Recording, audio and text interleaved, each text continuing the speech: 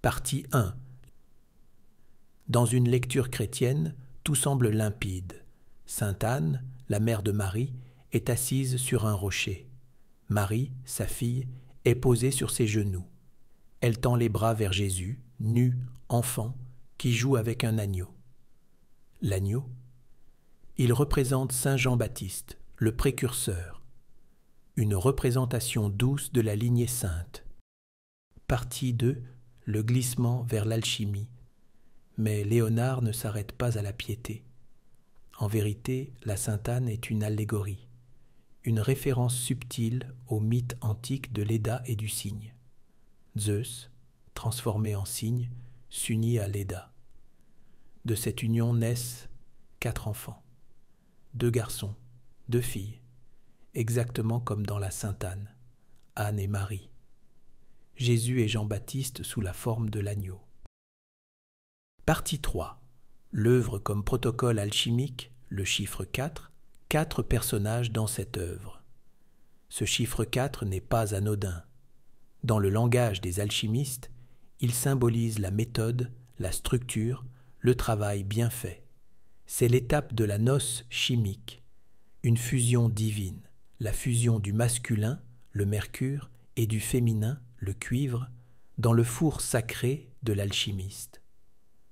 Une fusion qui donne naissance à un être nouveau, l'hermaphrodite, et plus tard, à la légendaire pierre philosophale dotée de pourvoirs extraordinaires. Partie 4, le décor, un paysage calciné, ton descriptif est suggestif. Regardez maintenant le paysage, un sol désolé, pierreux, aride, un ravin sous les pieds de Sainte Anne, et au loin, un lac bleu, presque spectral.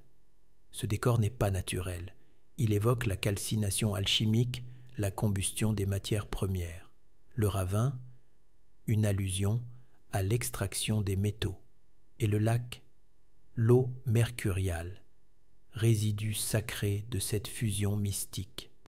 Partie 5. L'arbre de la connaissance. Un arbre subsiste, seul, intact. L'arbre de la connaissance, celui d'Ève, de la pomme, mais aussi celui des alchimistes, le savoir caché, indestructible. Partie 6. Freud et le vautour. En 1919, le psychanalyste Oskar Pfister croit voir un vautour dessiné dans les plis de la robe de Marie. Freud y voit la trace d'un souvenir d'enfance traumatique.